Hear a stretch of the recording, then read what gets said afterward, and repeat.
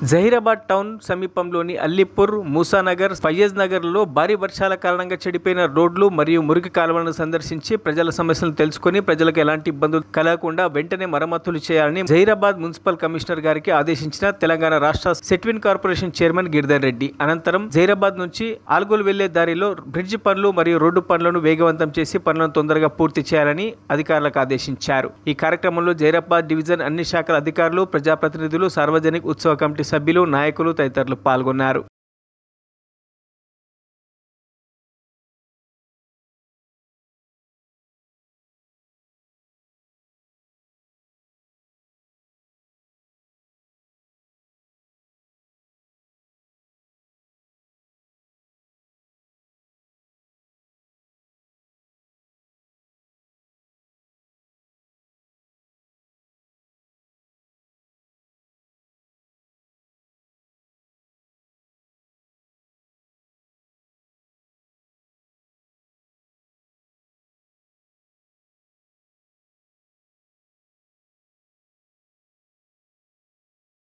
మరిన్ని అప్డేట్స్ కోసం మా ఛానల్ని సబ్స్క్రైబ్ చేయండి.